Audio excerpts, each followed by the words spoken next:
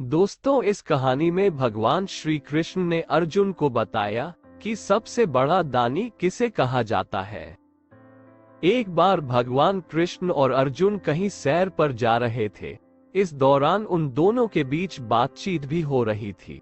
तभी बातों बातों में कृष्ण ने कर्ण को सबसे बड़ा दानी कह डाला। इस पर अर्जुन ने कृष्ण से कहा कि क्यों कर्ण को दानवीर कहा जाता है और अर्जुन को नहीं, जबकि दान अर्जुन भी बहुत करते हैं। ये सुनकर भगवान कृष्ण को अर्जुन में उसके अपने दान का अहंकार महसूस होता दिखा।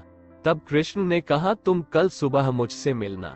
जब अर्जुन उनसे दूसरे दिन मिले तो कृष्ण ने उनसे 2 पर्वतों के समूह में सोने के अकूत भंडार के बारे में बताते हुए कहा कि वे उनका सारा सोना गांव वालों के बीच बांट दें। तब अर्जुन गांव गए और सारे लोगों से कहा कि वे पर्वत के पास जमा हो जाएं, क्योंकि वे सोना बांटने जा रहे हैं। ये सुन गांव वालों ने अर्जुन की जय जयकार करनी शुरू कर दी और अर्जुन छाती चौड़ी कर पर्वत की तरफ चल दिए। 2 दिन और 2 रातों तक अर्जुन ने लगातार सोने के भंडार को खोदा और सोना गांव वालों में बांटा।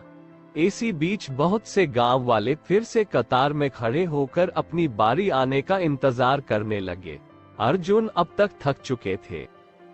उन्होंने कृष्ण से कहा कि अब वे थोड़ा आराम करना चाहते हैं और इसके बिना वे अब खुदाई नहीं कर सकेंगे। तब कृष्ण ने कर्ण को बुलावा भेजा और जब कर्ण वहां पहुंचे तो कर्ण से कहा कि कर्ण, आप इन सोने के भंडार को इन गांव वालों के बीच में बांट दें। कर्ण ने सारे गांव वालों को बुलाया और कहा कि ये दोनों पर्वत में सोने से भरे भंडार उनके ही है और वे आकर सोना प्राप्त कर ले, और ऐसा कहकर वो वहां से चले गए।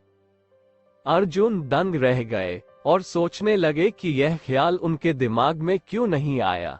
तब कृष्ण मुस्कुराए और अर्जुन से बोले कि तुम्हें सोने से मोह हो गया था।